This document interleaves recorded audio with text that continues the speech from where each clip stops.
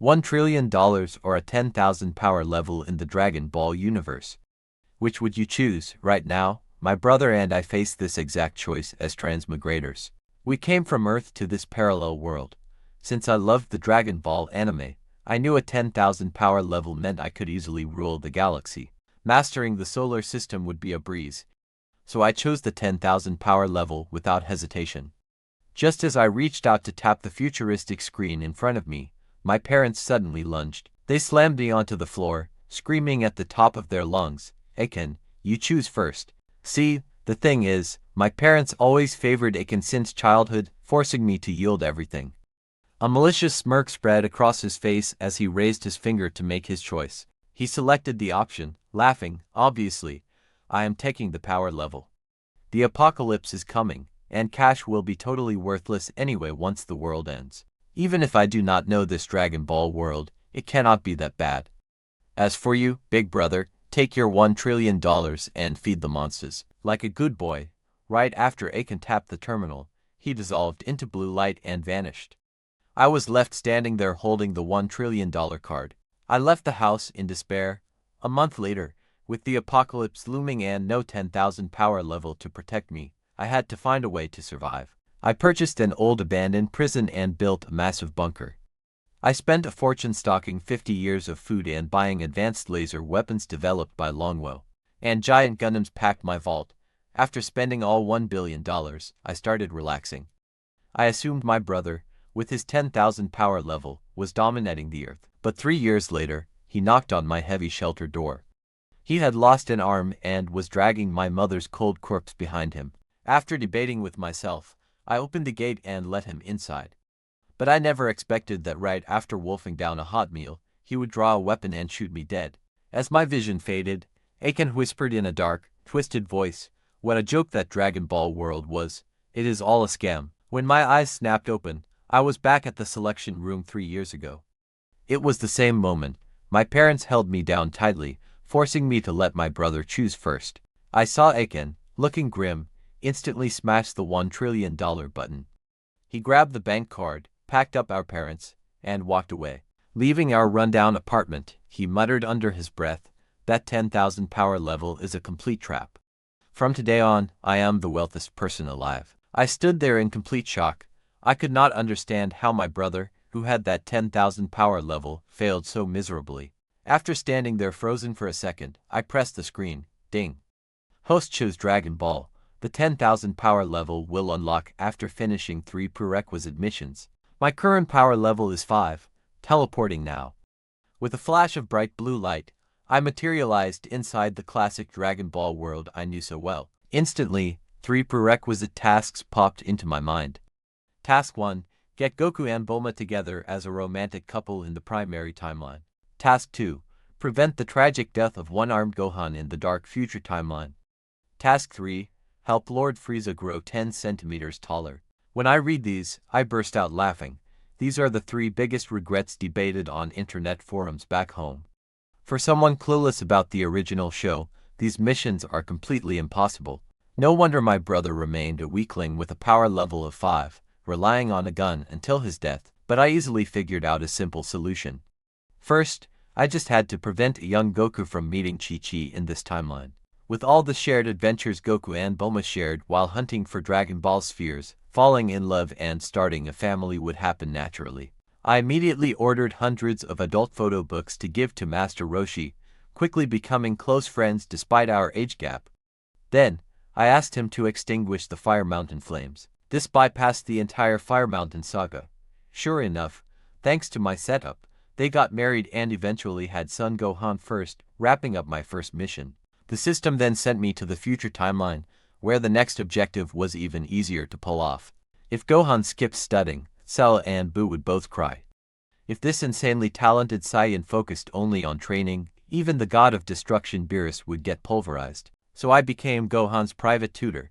After some clever intimidation, I got him to despise school entirely, leaving his mother with no choice but to let him train with Goku instead. 10 years later, when the androids attacked, Gohan had already unlocked his ultimate mystic form and easily obliterated Android 17 and Android 18 with one hand. The tragic fate of one-armed Gohan was avoided.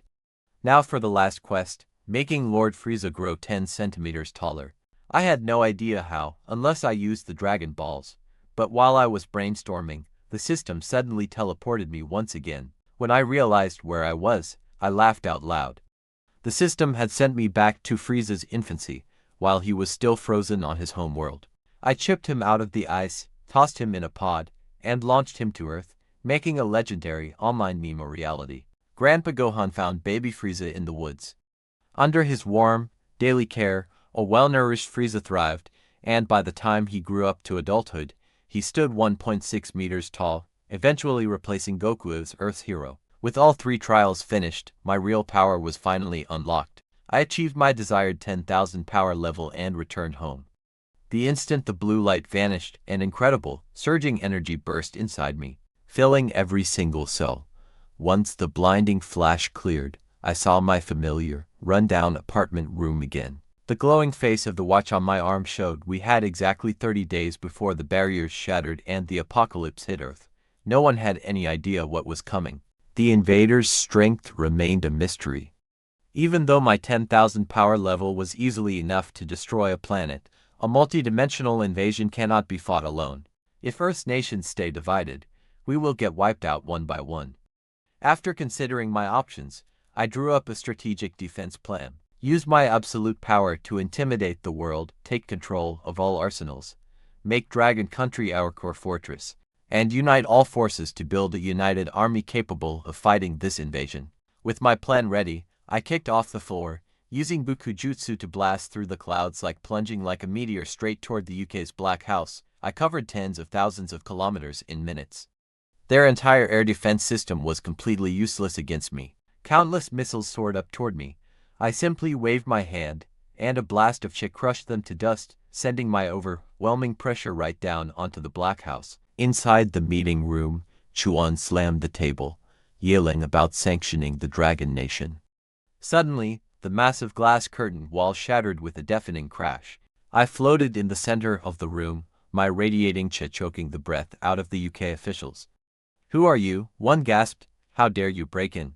"Do you know this is a declaration of war?" Chuan roared, acting tough while secretly reaching for the emergency button under his desk.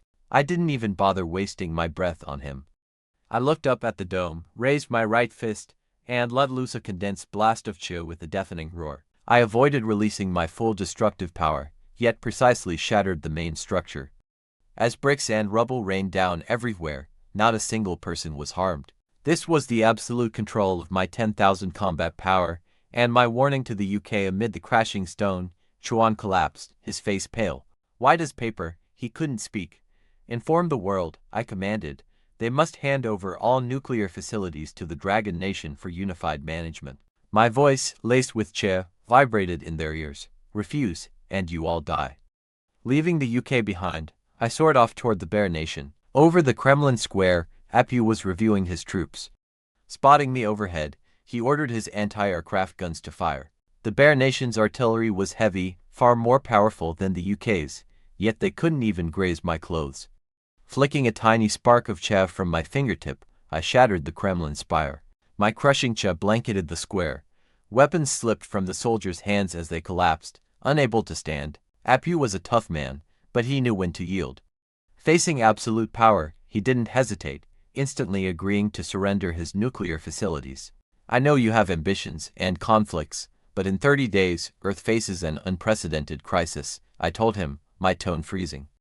"In your hands, these nuclear weapons will only become tools for your own destruction. Only the Dragon Nation can protect Earth." Leaving the Bear Nation, I paid visits to every other nuclear power. Everywhere I went, my overwhelming power completely subdued their leaders. Not a single nation dared to resist. It wasn't that they didn't want to, but against 10,000 combat points, all military might is just a collection of toys. Completely helpless, in just 3 days, control of every nuclear facility fell into the Dragon Nation's hands. We swiftly established the Global Defense Command Center to centrally manage all global military resources and manpower, achieving an unprecedented, bloodless global unification. No wars, no massacres, all made possible by my 10,000 combat points, which became the ultimate stabilizing anchor for Earth. But just as we unified the world, spatial fluctuations grew increasingly intense across the globe. As a strange energy began to spread, countless humans underwent physical mutations, and superpowered awakeners emerged, wielding all kinds of unique abilities. Our researchers quickly classified them into four major systems. First, elemental users, who control natural elements like fire, water, wind, thunder, and earth. The strongest among them can summon heavenly thunder and earth fire. Strength types possess vastly enhanced physical power and speed, making them completely invulnerable to blades and bullets, strong enough to lift giant cauldrons. Psychics possess mind reading and thought control, launching invisible, formless attacks that are impossible to block. Finally, space types can teleport, tear space, and create spatial barriers. This is the rarest superpower system, carrying the highest practical value. For a while, awakeners popped up everywhere. The kind-hearted ones voluntarily headed to the registration points our Dragon Nation had set up, eager to do their part to protect Earth. But malicious villains also rose, committing brutal crimes and treating human lives like worthless weeds. In response, I laid down the law: all awakeners must register. Those willing to protect Earth will receive resource training from our nation. Anyone who dares to commit crimes will be eliminated without mercy. To build a true Earth defense army, I established selection camps on every continent. I personally ran the main selection point in the Dragon Nation, seeking those with outstanding talent and upright character. Just then, a group of evil awakeners abroad decided to walk straight into the line of fire. In the old UK capital, a group calling themselves Free Superpowered Users banded together. They were led by four high-ranking awakeners. First was Red Bull, a strength type whose body was so tough he could withstand tank shells head-on, having leveled police stations in 3 cities with his bare hands. Then, Black Wizard, a psychic who controls minds, making ordinary people to slaughter each other. Then came Shadowthorn, a space-type master of teleportation and stealth attacks, who once silently assassinated 3 of our administrative staff stationed in the UK. Finally, Blaze, an elementalist who controls raging fire, burning half of the old capital's Marshall Street to ashes, leaving flames that no water could extinguish. They refused to accept our global unification, disdaining to obey some powerhouse like me, who appeared out of nowhere, threatening to level our selection points and reclaim their freedom. They even posted a dark web video to openly provoke me, calling my combat power fancy but useless. When the news reached our command center, the generals were furious, demanding to send troops to crush them. I simply waved my hand, stood up, and took flight. A bunch of useless clowns. No need to mobilize an army. I will handle them myself. At the old UK capital's central square, Red Bull and his trio stood on the ruins, backed by hundreds of low-tier thugs terrorizing innocent civilians. As I floated down, Red Bull roared, his muscles bulging as he charged like a runaway hill, throwing a massive fist straight toward my face. "You call yourself a strength-type powerhouse with such pathetic power?" I sneered. Without dodging, I casually reached out and caught his fist. He struggled desperately to break free, but his hand was locked in my iron grip. It didn't budge. I squeezed, applying just a tiny bit of force. A sickening crunch echoed as all his finger bones shattered. His screams pierced the square, and I casually tossed him aside like a piece of trash. Crash! He smashed into the ruins and blacked out. "How dare you hurt my brother?" Blaze roared, waving his hand as dozens of meter-high flames blasted into the sky, shaping into a fire dragon and charging at me. The blistering heat warped the air. I merely spared a casual glance, and the energy around me rippled gently to form an invisible barrier. The fire dragon crashed into the shield and vanished instantly, without a trace. Not even a single breath of heat got through. I gathered a thread of energy at my fingertip and flicked it toward the flame demon. It pierced his shield and struck him right in the dantian, instantly crippling his elemental powers. The flame demon collapsed to the ground, unable to summon even a spark of flame, his eyes filled with pure terror. When the dark wizard saw his 2 companions defeated instantly, a dark, vicious look crossed his face. He secretly launched a psychic strike, trying to seize control of my mind, but his mental power against mine was like a firefly next to a full moon. With just a single thought, I unleashed an overwhelming psychic pressure that wrapped around him. The dark wizard felt his head was about to burst. Coughing up blood, he collapsed to the ground, his mind completely shattered, turning him into a total idiot. Meanwhile, The sneakiest one, the shadow assassin, saw things going south and tried to teleport away. But his spatial fluctuations could not hide from my 10,000 combat power energy perception at all. The instant he activated his teleport, I appeared right at his destination. I reached out, grabbed him by the throat, and hoisted him into the air. Aren't you good at sneak attacks? I stared into his terrified eyes and spoke in an icy tone. How dare you lay a finger on the people of Dragon Nation? As soon as I finished speaking, I squeezed slightly and crushed his spatial core. The shadow assassin instantly lost his teleportation ability, and I tossed him casually to the ground. Meanwhile, hundreds of low-rank evil power users saw their leaders fall. Terrified out of their wits, they dropped to their knees, begging for mercy. But I did not show them any mercy. A massive wave of energy swept through, knocking out all those vile low-rank power users who had committed countless crimes. I left them for the Dragon Nation troops. Red Bull and his 3 partners were executed on the spot for their horrific crimes. This entire battle lasted only a few minutes, completely uprooting the most notorious evil power user organization in the United Kingdom. My combat power completely awed all power users around the world. After that, evil power users everywhere laid low, either turning themselves in or hiding deep in the shadows, too terrified to show their faces. Meanwhile, hopefuls flooded our selection sites in an endless stream. From millions of candidates, I handpicked 100,000 people with exceptional talent to form the Earth Defense Force. We structured them into 4 legions: elemental, enhancement, mental, and spatial, all led by elite Dragon Nation generals. While I served as the Supreme Commander, I initiated rigorous training, simplifying the legendary energy cultivation techniques from the Dragon Ball universe and teaching them directly to the soldiers. They fused their innate abilities with this new energy, sending their combat power skyrocketing. But just as I was fully focused on building and training our force, a familiar voice echoed from the command center doors. "Oh, my dearest brother, we have been looking for you for ages."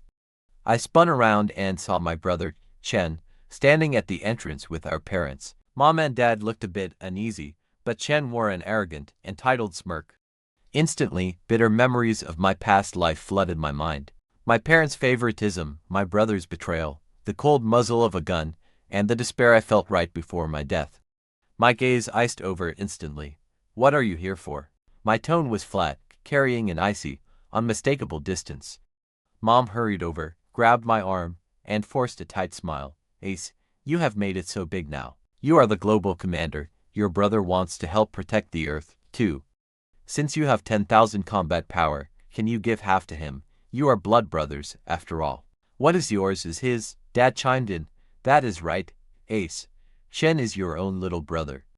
You hold all the power now, so it is only right you help him out. With that combat power, he can protect us, too." Chen puffed out his chest even more, saying confidently, "Bro, I know your powers are incredible now, but the apocalypse is here. The more strong people we have, the better.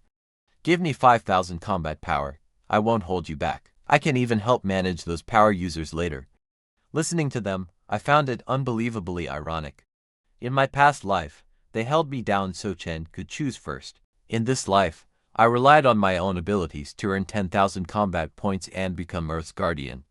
Yet now, they want to reap the rewards without lifting a finger, trying to morally blackmail me. I gently pulled my arm from my mother's grip and stared at Chen with cold eyes. "I cannot share my combat points. Get out now, unless you want to die." My words made them freeze instantly. "Ace, how could you do this? He is your own biological brother." My mother's voice rose sharply, dipping with anger and blame. "We raised you all these years. Now that you are successful, you disown your family." I let out a cold sneer, glancing at my parents and my brother. "Ever since I was little, you only cared about Chen. All the best food and toys went to him. When I was wronged, you just called me immature. Now that I earned this combat power with my own hands, why on earth would I share it?" My words left my parents speechless.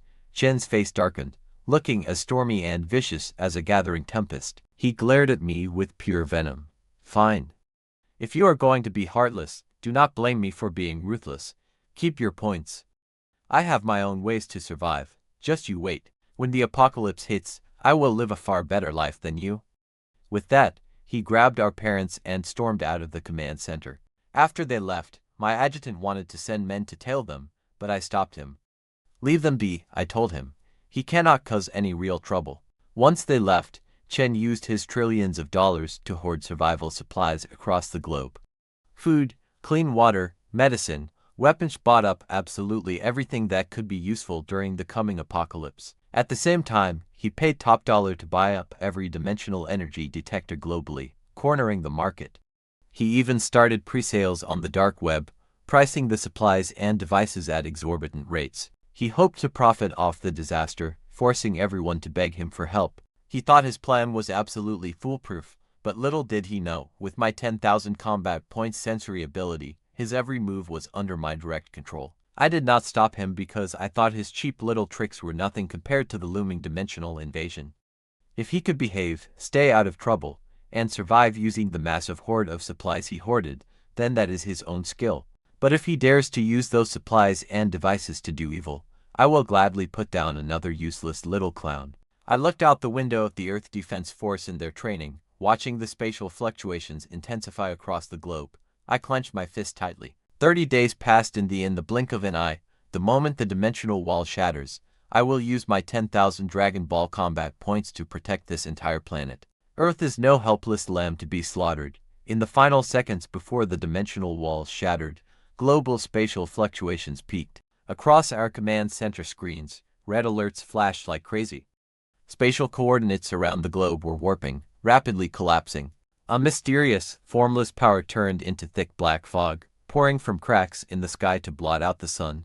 Then, a deafening rumble echoed. The sound shook the entire universe. Earth's dimensional barrier shattered like glass, ripping open massive spatial cracks all over the globe. Churning black fog filled the voids, hiding pairs of glowing red eyes corrupted by the mindless, chaotic Thulhu consciousness. The very first entity to step out of that rift made me freeze solid for 30 seconds. It was Luffy in Gear 6 Sun God form, his awakened power coating his entire body in blinding golden light. His conqueror's haki was twisted into pure malice by the dark fog, his eyes clouded with absolute madness. The moment he touched down, he unleashed a massive punch. His golden fist, packed with chaotic force, smashed the Pacific coast, raising tsunamis thousands of meters high. Instantly, coastal cities collapsed under his power. Our Earth Defense Force's Elemental Division rushed to activate their defensive systems. Their water, fire, and wind barrier wove together, but it was like paper against Gear 6 Luffy, shattering instantly under a single blow. Dozens of elite fighters coughed up blood, instantly crippled. Right behind him, the Sage of Six Paths floated 10,000 meters up in the sky. His chakra was stained black by Cthulhu's influence, his six paths halos turning into dark vortices as the Ten-Tails power raged inside him. With a casual wave of his hand, he summoned dozens of chaotic meteors, sending them screaming down toward the Eurasian continent. Our laser defense grid fired at maximum capacity, but only intercepted a few. The remaining meteors slammed hard into the Earth. They left massive craters miles deep, shaking the planet to its core. It felt like the apocalypse. Then, Ultraman Belial tore through. Arriving in his giant dark form, his body swelled to thousands of meters. His twisted energy ray, corrupted by the black mist, became a pitch-black pillar of destruction. Everywhere it swept, mountains crumbled and forests burned. He left absolutely no survivors in his wake. Our heavily armored Enhancement Legion charged desperately, but even their reinforced bodies turned to ash the moment the light touched them. Next, Thanos emerged from a rift, Infinity Gauntlet gleaming.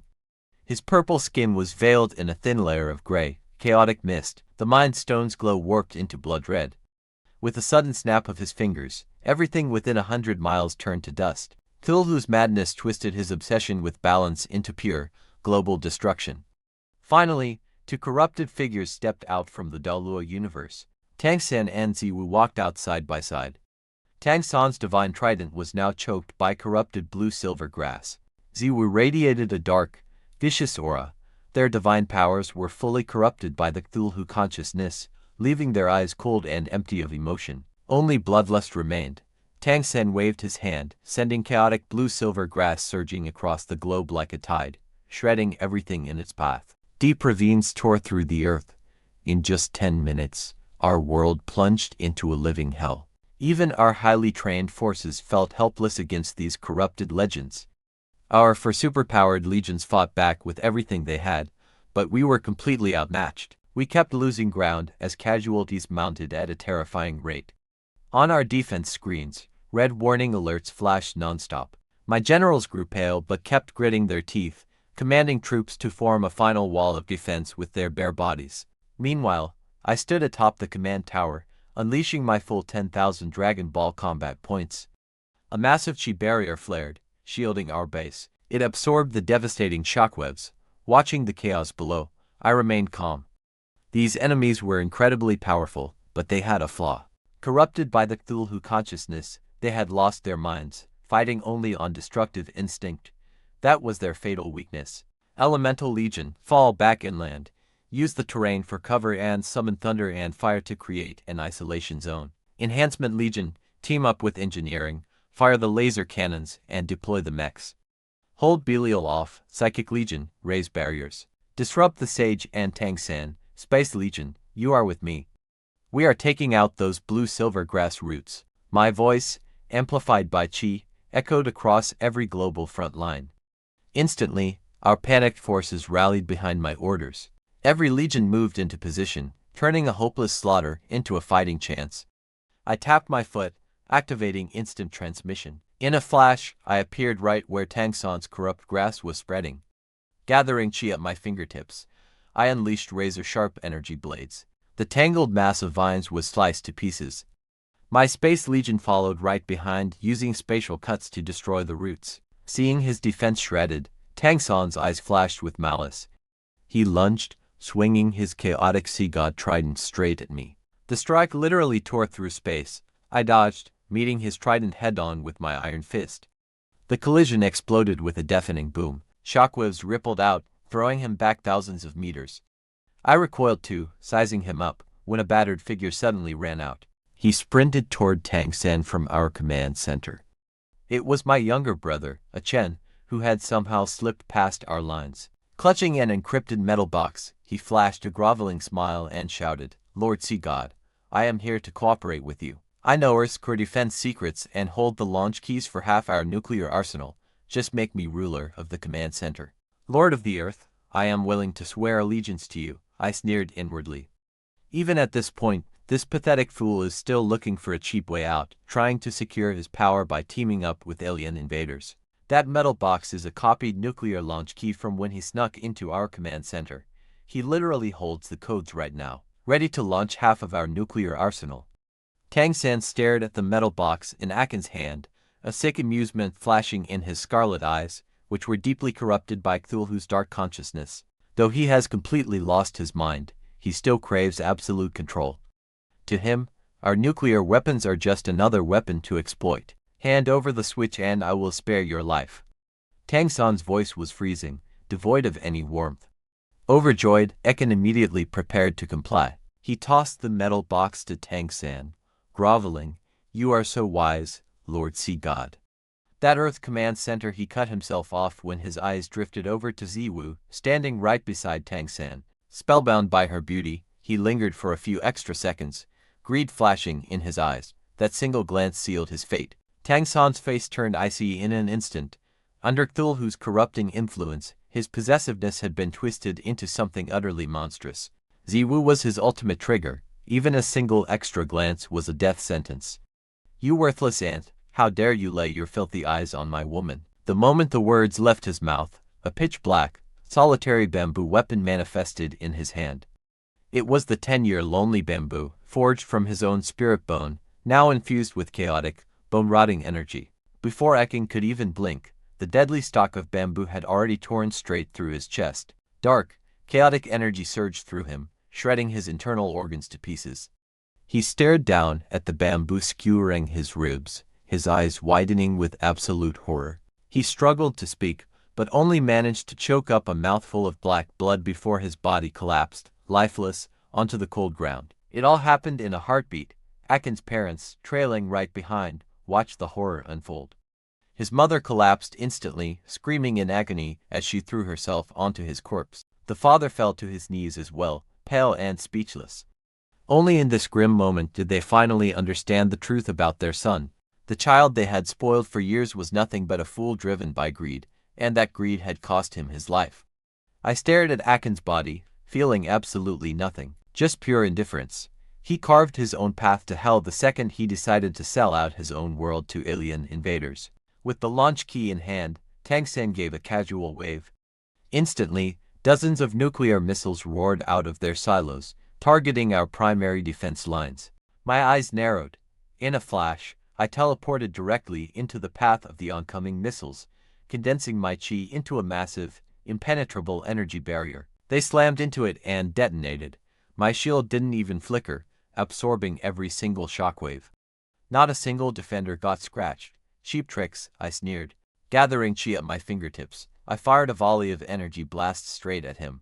Tang Sen quickly raised his sea god trident to block, but the raw impact sent him staggering backward.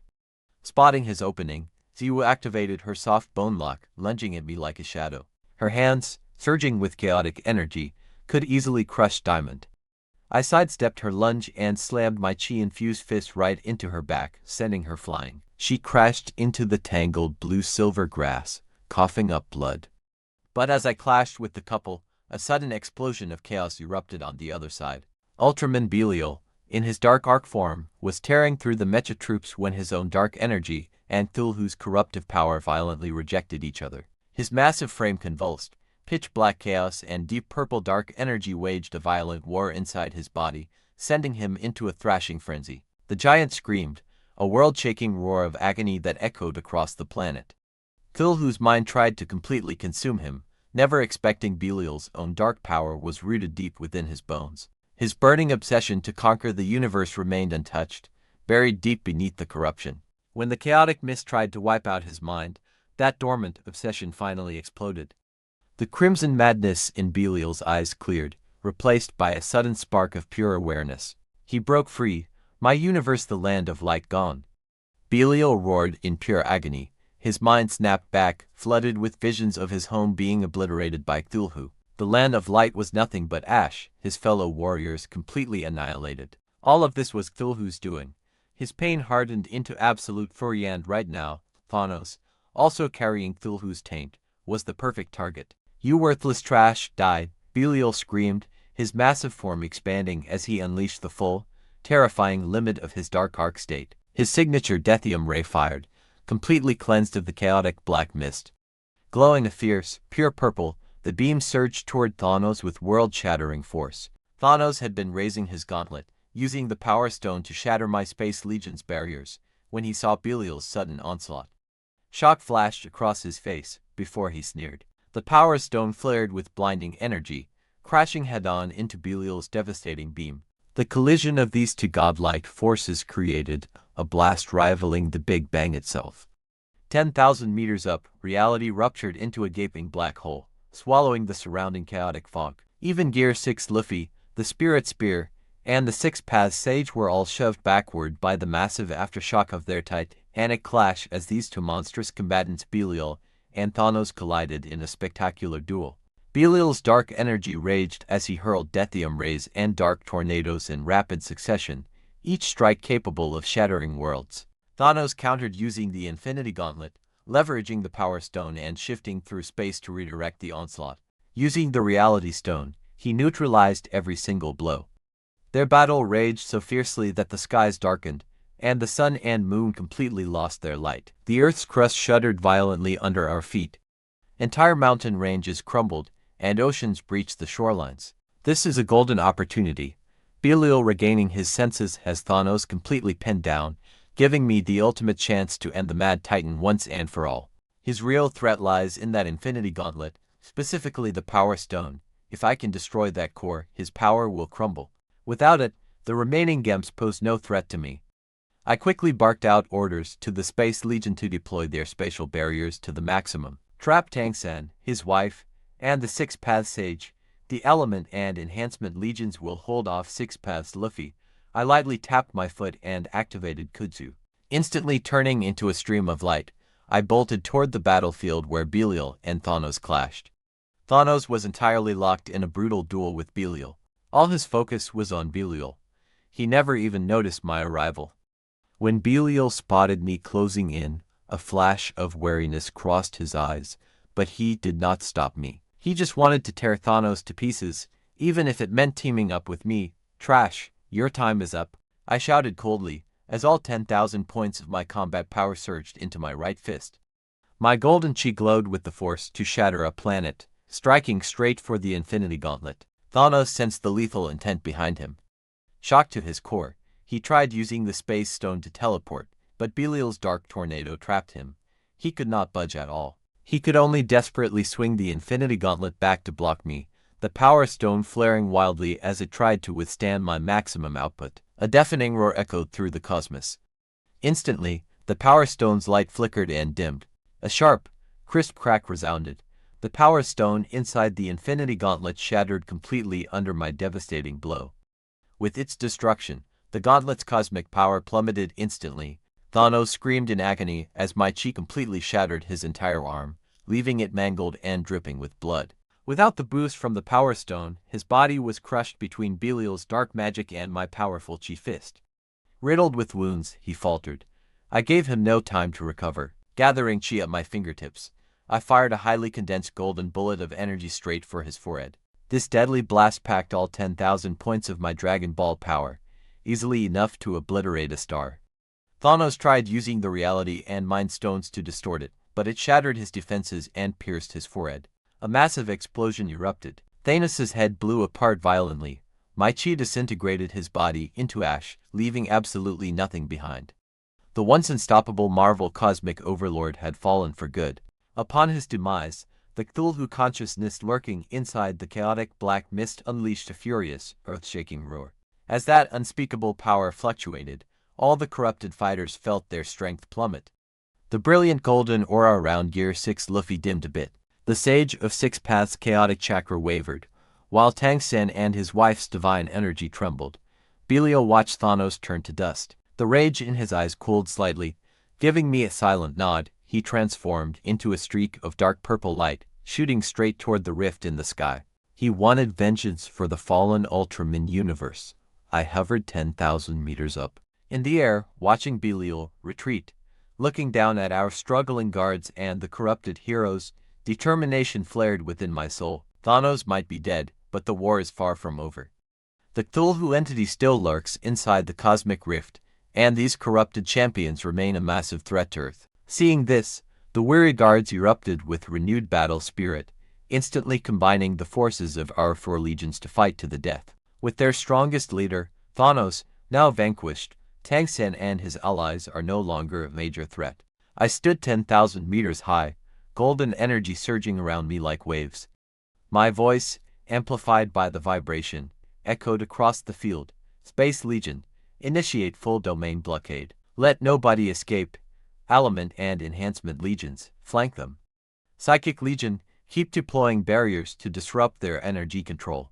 The four legions executed my orders instantly. Hundreds of thousands of guards locked into a tight formation like an invisible net, trapping the last three powerhouses dead center.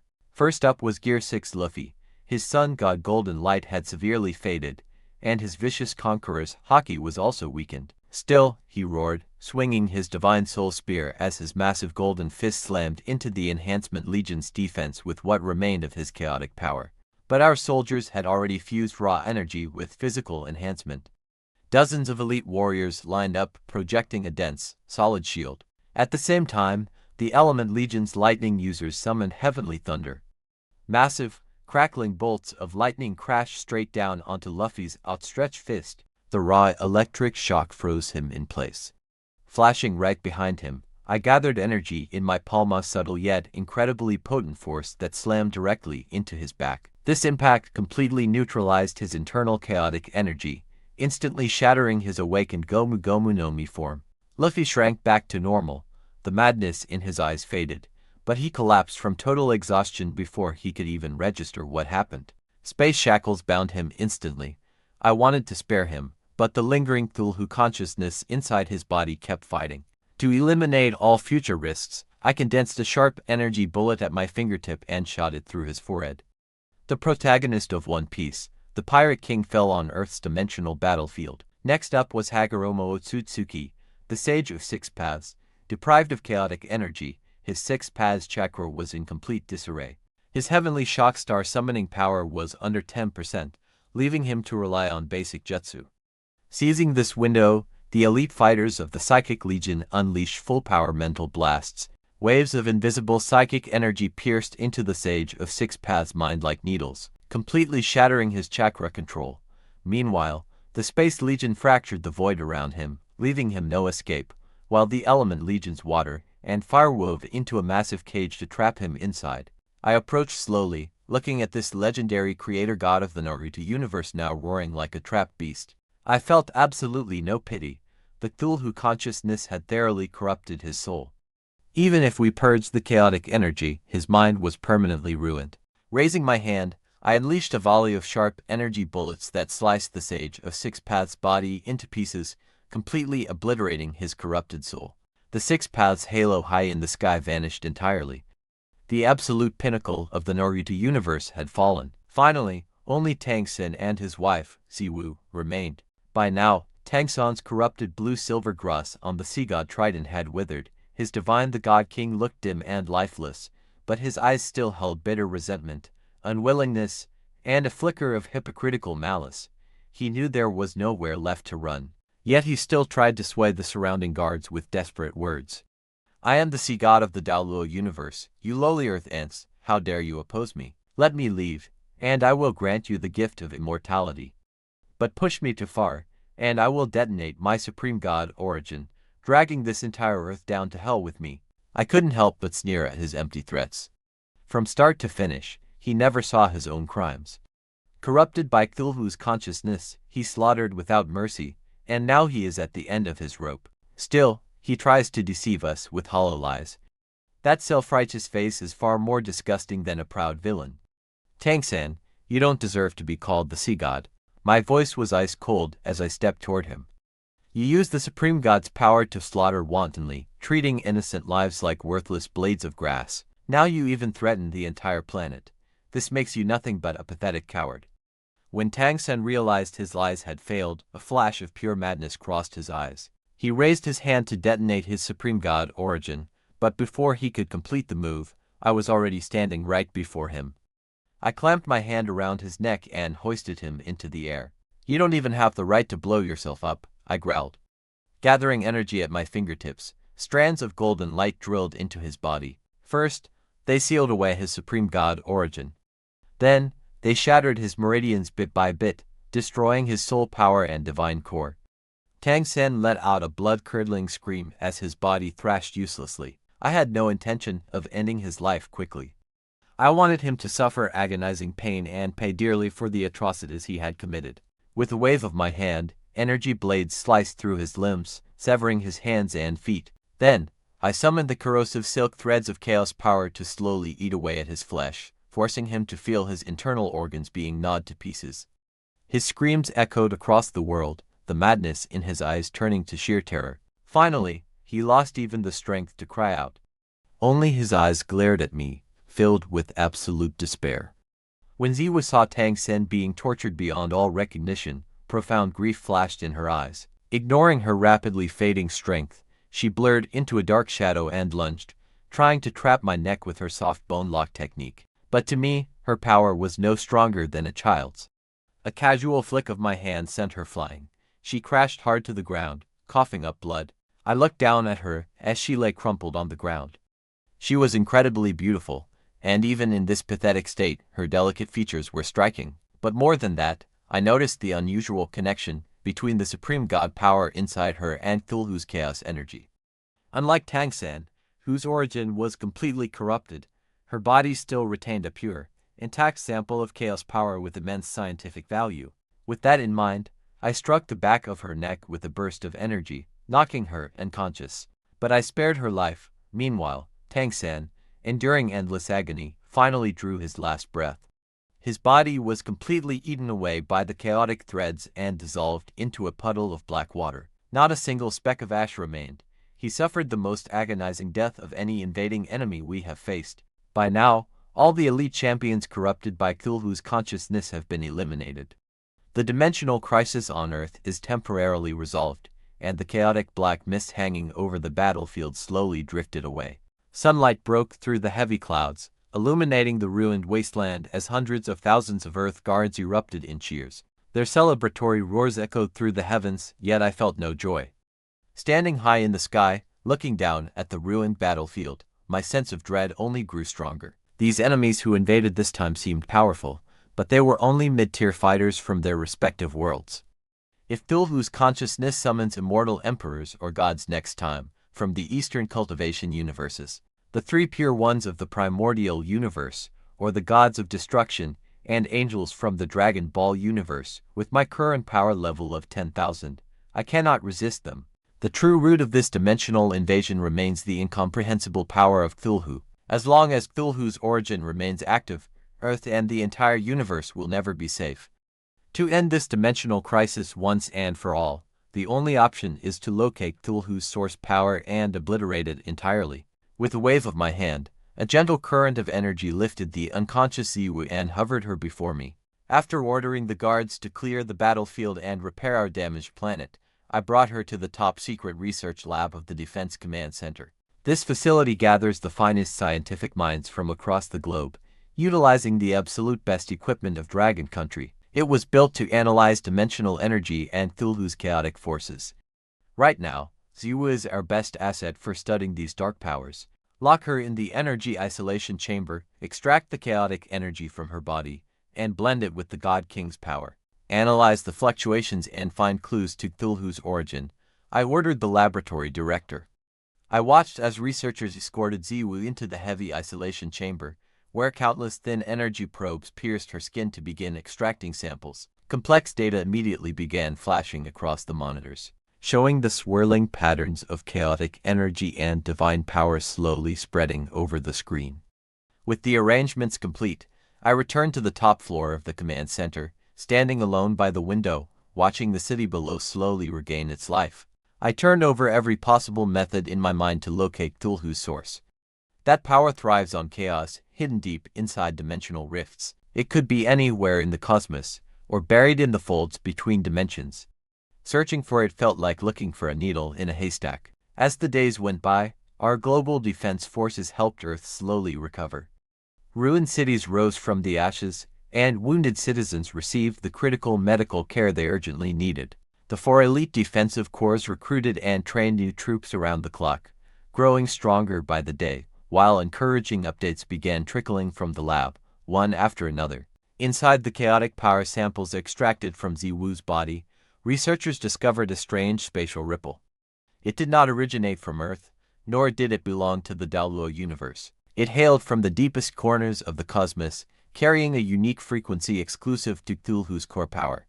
And as long as we can lock onto this signature, we will find the exact location of Cthulhu's origin.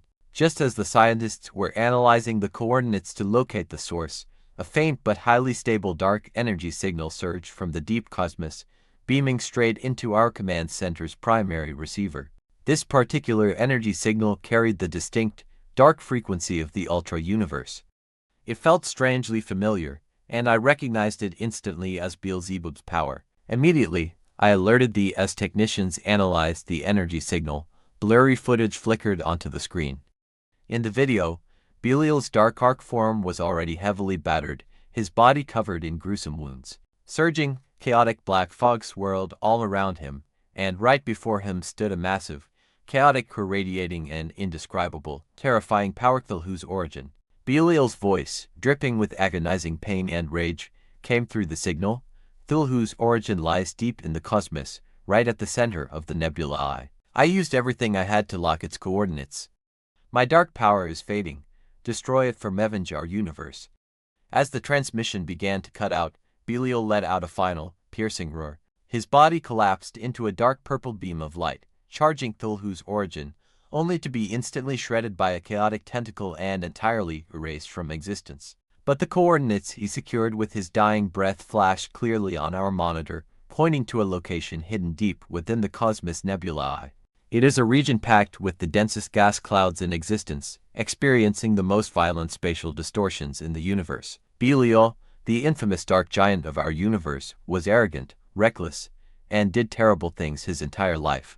Yet, in his final moments, driven to avenge our world and halt Cthulhu's creeping corruption, he spent his last drop of strength to leave those coordinates behind, dying as an unexpected savior of the cosmos. Looking at Belial's fade out on the monitor, a wave of complex emotions hit me before pure resolve took over. Soon, our lab's analysis of the chaotic energy signature came back matching his coordinates perfectly. Thulhu's origin was finally locked. With zero time to lose, I summoned the High Command of the Earth Defense Force to secure our home planet. I told them I was heading into deep space to annihilate Thulhu's origin. During my absence, the four of you will run the command center together and lead our four superpower cores. If another dimensional rift opens, trigger the absolute highest alert level, rely on chi cultivation, and defend Earth to your very last breath. The commanders saluted in unison, eyes burning with grit.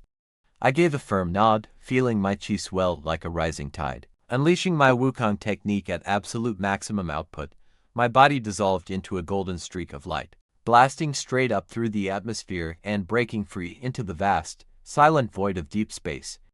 Out here, the cosmos is pitch black, dotted with swirling gas clouds and massive floating asteroid belts. As deadly cosmic rays sliced through the dark, I rocketed forward at breakneck speed, dodging past cosmic dust and threading the needle through chaotic asteroid fields, blasting a direct path toward the nebulae.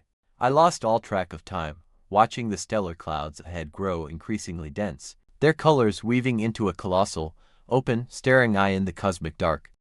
At the dead center of this nebula, an immense, swirling vortex of chaotic black fog churned, hiding countless massive, writhing tentacles. Every single limb was lined with blinking, grotesque eyes, projecting a bone-chilling aura so intense that it was literally eating away at the fabric of space, twisting it into warped, surreal curves. This was Thulhu's true physical form. The moment I approached, a crushing tide of mental corruption slammed into my brain, clawing to shatter my sanity. I instantly centered my focus, throwing up a psychic shield to block the whispering madness. Thulhu's true self was far more terrifying than I had anticipated. Its aura was not simple energy, but a horrific cocktail of spatial distortion, telepathic malice, and pure destruction. Any ordinary warrior would have lost their mind instantly, dissolving into a mindless puppet. I hovered in the dark, staring down the ancient beast, weighing my options. With my 10,000 combat power, a direct frontal assault might draw blood, but it definitely would not be enough to end things permanently. It would only enrage the monster, triggering a massive surge of corrupted force that would swallow the galaxy. To erase this nightmare once and for all, I had to call upon the ultimate technique from my training, the Spirit Bomb.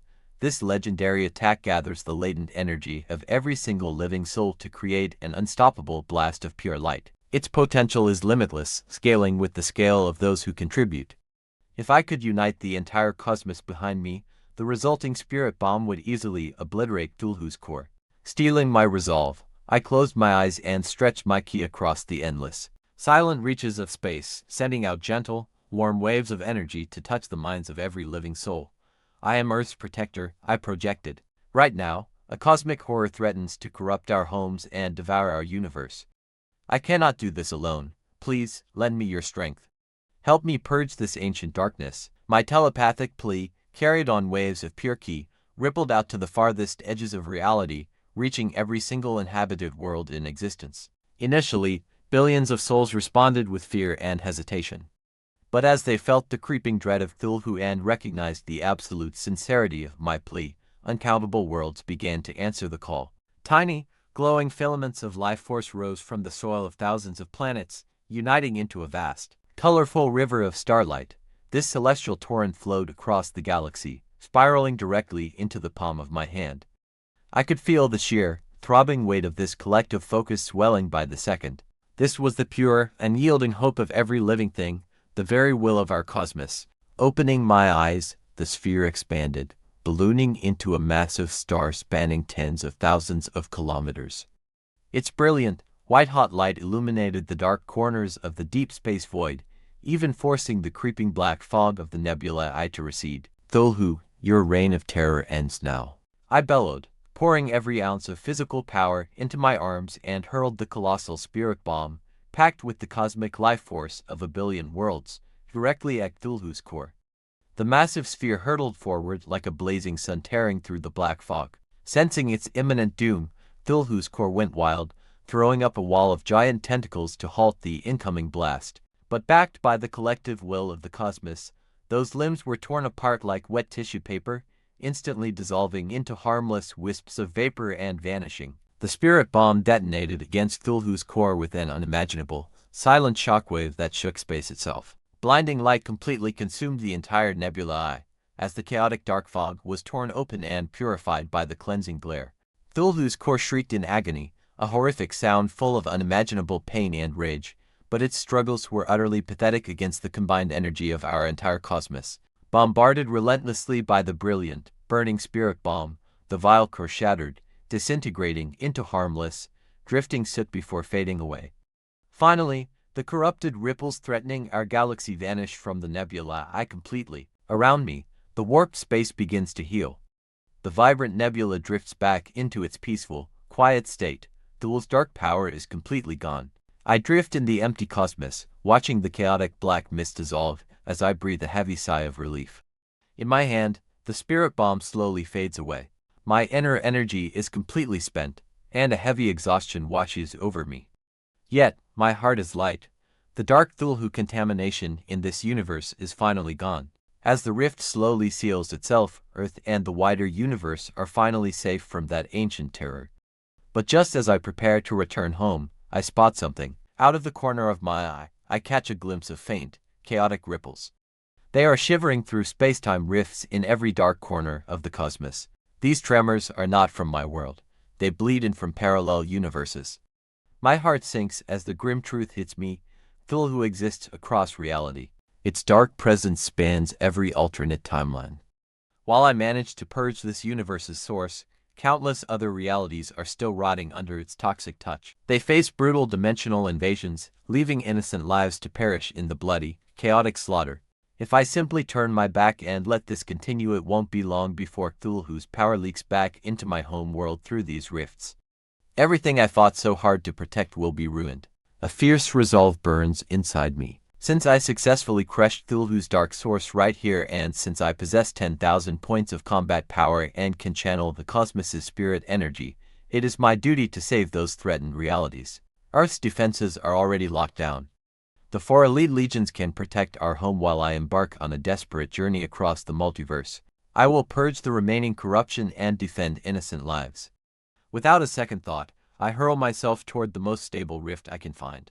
This gateway leads to an uncharted parallel universe. No coordinates, no map, no direction. I am leaping entirely into the unknown. But fear is the last thing on my mind. Crossing the threshold, a thick, sweet scent of immortal energy hits my senses, entirely foreign to me. Unlike the chaotic rot of Cthulhu, this power is pure and majestic, carrying the unmistakable aura of an Eastern cultivation world. Slowly, I touch down. Beneath my boots lies a vibrant, misty forest brimming with rare, glowing herbs. Off in the distance, a quiet, ancient village rests nestled in the valley. The residents here are not human. Instead, massive, fur-covered bear people carrying heavy stone axes go about their days, subtle magic humming from their bodies. As they bustle through their daily routines, I spot a massive boulder nearby with 3 ancient words carved deep into its face: Bearman Village. I freeze in disbelief, then the realization hits me. The very first universe I have landed in is the world of the Bearman cultivation biography. But there is no time to rest. Down the valley, a dark, churning fog of chaotic mist is already creeping out of a fresh dimensional tear. Cthulhu's corruption is already here. A brand new war of protection begins now.